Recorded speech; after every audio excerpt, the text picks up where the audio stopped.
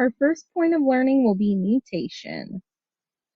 I needed to understand what is a mutation. How do they even happen?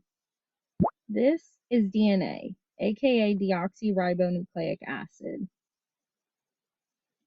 DNA is basically like instructions that create each trait that an organism has. Say that these two dogs fall in love and decide to reproduce. Each dog has its own set of instructions, and these instructions have sequences of 3-letter codons that code for these traits. When they reproduce, the instructions for their baby can get changed along the way, like how the highlighted codon changed with the beginning G changing to a T. Like in this example, the dog reproduced as red instead of orange like its parents because of the mutation. Our next point of learning is convergent evolution. What even is convergent evolution? I didn't know what it was or how to recognize it. I learned that convergent evolution is when multiple species have similar traits but do not share a recent common ancestor. The multiple species independently evolved these similar traits. Let's look at these 3 species: tea, coffee, and cacao. These are all caffeine-producing species. Did they have a recent common ancestor, or did they develop their caffeine-producing trait independently of one another? Let's look at their evolutionary tree. You can see that coffee, tea, and cacao are all on different branches of the evolutionary tree. This shows that they do not share a recent common ancestor. These 3 species evolved the caffeine-producing trait independently from one another. Created using Powtoon. When I began our evolution course, I knew we would have to understand natural selection, but I did not realize I didn't really understand what natural selection was at all. I always understood natural selection to be the survival of the fittest, that the strongest, best fit organisms survive to pass on their genes to the next generation. It turns out that that is not the case at all. It shouldn't be survival of the fittest, it should actually be survival of the good enough, as it is the more accurate description of natural selection. Not every species has to be the fittest to survive. Using survival of the good enough is more accurate because most species aren't the strongest or the best. They are just able to survive long enough to be able to reproduce. Survival of the good enough relates to natural selection, as this survival is what drives evolution. Those species that are able to survive long enough to reproduce will have their genes passed down to the next generation, and then those genes will be passed on to their offspring in the generation after that, and so on and so forth. These offspring can experience mutations, like how one of the offspring produced in the 3rd generation is yellow, unlike its parents. Natural selection happens over multiple generations, unlike our next topic of learning. So let's move on to our next topic. Created using Powtoon. Exploring the topic of phenotypic plasticity. In our imaginary scenario here, this is the purple side of a universe where the entire environment is purple, and all the cats that live here have the phenotype for purple fur. On the yellow side of this imaginary universe, all the cats that live here have the phenotype of yellow fur. But when the cats of the yellow side of the universe decide to up and move to the purple side, maybe because the weather is better, or perhaps the food there is better. But once the yellow cats make it to the purple side of the world, their fur changes to purple over time instead of the yellow they originally had while living on the yellow side of the world. The yellow cats changing their fur phenotypes depending on their environment is an example of phenotypic plasticity. But how do we tell phenotypic plasticity from natural selection? Say you do an experiment to explain this difference. You gather several species of dogs of different colored fur phenotypes in a neutral environment. Like this red environment we put our imaginary dogs in this made-up scenario. Over time, some of the dogs may change their phenotype according to the environment. The dogs whose fur phenotype changed to red over time are the dogs with the genotype of phenotypic plasticity. Their genome encodes for their fur phenotype to be able to change according to their environment. The other dogs did not change color because their genome does not include the gene for phenotypic plasticity, and their fur will not change according to the environment.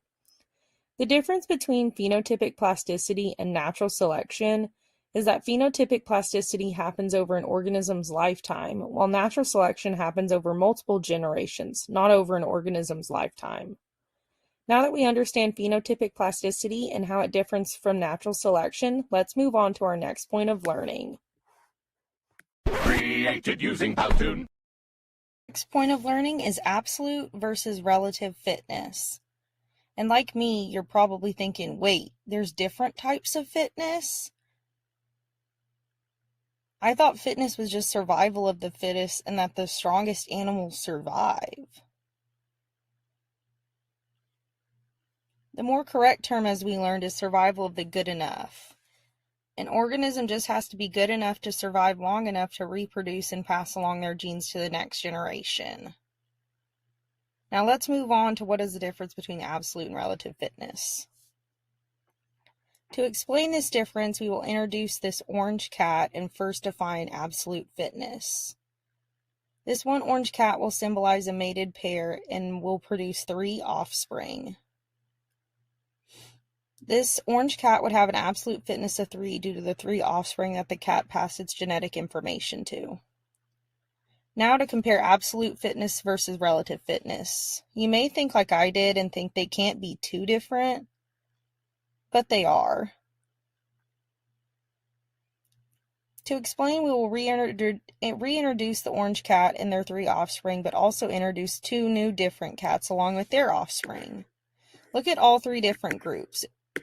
In relation to the other cats and their offspring, the relative fitness of the orange cat differs from its absolute fitness. Relative to the other cats, our orange cat has a very low relative fitness because our other 2 cats produced much more offspring than our orange cat did. If we put the absolute fitness and relative fitness examples next to each other, it is very clear to see the difference between the 2. Seeing the orange cat and its offspring next to the other 2, it is easy to see how the orange cat's absolute fitness and relative fitness differ. Now that we understand the difference between absolute and relative fitness, let's move on to our next point of learning. Created using Powtoon. We're moving on to the Hardy-Weinberg equation. The equation is based upon the Hardy-Weinberg equilibrium that states that the genetic variation in a population with random mating will remain constant over its generations unless there are evolutionary forces acting on them. The Hardy-Weinberg equilibrium predicts that both the genotype and allele frequencies remain constant because they are said to be in equilibrium. These factors that disrupt the equilibrium could include natural selection, mutation, genetic drift, gene flow, or non-random mating. All of these factors regularly occur in nature, so the Hardy-Weinberg equilibrium doesn't apply in reality and describes an ideal scenario and is used as a baseline to determine the extent of evolutionary forces acting on a population. So let's start with an example to go over the equation itself. Here are 3 poodles of the same species with a slight difference of pink and black fur colors. All poodles in this population's genotypes will either be Big B, Big B, Big B, Little b, or Little b, Little b. Our allele frequency will be 70%, or a frequency of 0.7 alleles are Big B, and 30%, or a frequency of 0.3 of the alleles are Little b. First, let's note that there are 2 equations, p plus q equals 1, and p squared plus 2pq plus q squared equals 1. The first equation is for allele frequencies, which we know and is easy to calculate. P stands for the dominant allele B, and Q stands for the recessive allele, little b. 0.7 plus 0.3 is equal to 1. The second equation does look scary, I know. Trust me, it was scary to me as well until I learned how easy it is to calculate. This equation will result in the predicted frequencies of all 3 genotypes. P squared is for our homozygous dominant genotypes, 2pq is for our heterozygous genotypes, and q squared is for our homozygous recessive genotypes. We will plug in our values from our example that we used in our other equation. This gives us the predicted genotype frequencies for our poodle population. Once you know your values for P and Q, the equations are quite easy to calculate. Now that we know how to calculate the Hardy-Weinberg equation, we're moving on to our next topic of learning. Let's go!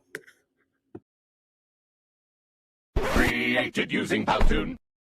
Now we will get into genetic drift. Genetic drift is a change in allele frequencies of a population due to chance and is random, unlike natural selection, which is important to remember because I got that confused when I was first learning this. So with genetic drift, we can have the bottleneck effect or the founder effect. Let's use an example to illustrate the bottleneck effect of genetic drift. Say there's a normal population of cats and a catastrophic event happens. Say a chasm opens up and swallows a good chunk of the population. This chasm, as a result, erases all of the gray cat population. The gray cat population did not go extinct because they were not fit enough or good enough to survive. This was simply due to random chance. The orange or calico cats are not better adapted, they just got lucky they were not in the area where the chasm opened up. By luck, the orange and calico cats survived. The not-so-lucky gray cats go extinct, which will change the allelic frequency of the population due to this random catastrophic event. Now, on to the founder effect. The population starts off normally. There is a dry river in between the highland and the lowland. Some of the cats get curious and decide to wander off to the highland to see what is over there. Some of the curious cats make it over to the highland and decide they like it there, and the other cats stay on the lowland because they don't feel like exploring. One night, a terrible storm passes through and replenishes the river. Once the river is replenished, none of the cats can return to the lowland, nor can the other cats explore the highland, thus creating two separate populations. The new population on the highland does not represent the original population that they came from, as no orange cats made it to the highland. The gray and calico cats founding the highland habitat is due to random chance.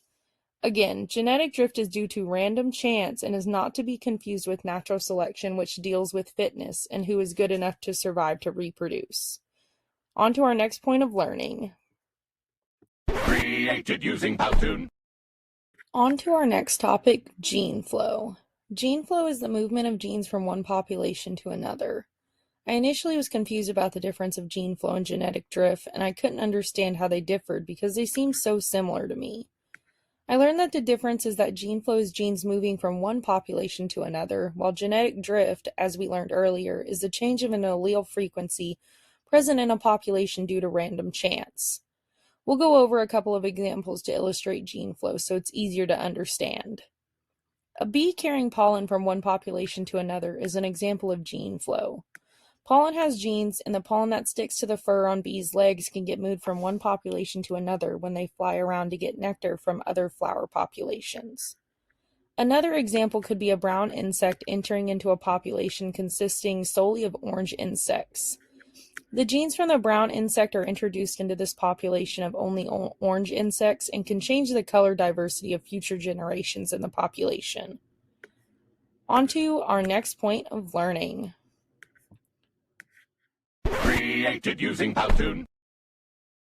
Our next topic of learning will be sexual selection. And if you're like me, you're like, wait, selection? Now there's different types of selection other than natural selection. Well, sexual selection is a part of natural selection and is like a certain method or type of natural selection and is the process by which individuals compete for access to mates and fertilization opportunities. This can either be intersexual selection or intrasexual selection. Intersexual selection involves mate choice and interactions between the sexes, and involves the evolution of elaborate behavioral displays or physical traits to attract mates. Like a male peacock who has a lavish tail to attract female mates, as peahens choose their mates by the size and shape of the male's tail. Intersexual selection is when members of the same sex try to outcompete their rivals and is typically responsible for the evolution of male weaponry, like deer's antlers, that can provide them with an advantage when fighting off potential competitors. Individuals who are better able to fight off competitors have a better chance to obtain mates and father offspring. For example, dominant male red deer control a group of female red deer by constantly fighting off competitors, and they get to father most of the offspring that is produced by the females. Now, let's move on to our next topic of learning. Created using Powtoon. The final topic of learning will be allopatric speciation versus sympatric speciation. First, we'll give a brief definition of speciation, which is the process by which new distinctive species evolve. It was easy for me to learn speciation, but just like with fitness, I was like, wait, there's different types of speciation? So let's dive into the difference between allopatric and sympatric speciation. Allopatric speciation is when groups from an ancestral population evolve into separate distinctive species due to a period of time where they are separated geographically. Like here in this example, the fish were separated by the dirt filling in and created two different species populations. Now, moving on to sympatric speciation, which differs from allopatric speciation. as it's when groups from an ancestral population evolve into separate distinctive species without any geographical separation. Like this example here, a new distinctive species forms without geographic separation. Created using Powtoon. And here, my evolutionary biology journey comes to a close. Thank you for following along with me on this adventure through all these topics I struggled with. I hope you were able to learn or at least understand these topics easier with me. With a growth mindset, you can do anything. Thank you to Dr. Wiggins for an amazing semester and for teaching me more than any other professor has. Thank you. Created using Powtoon.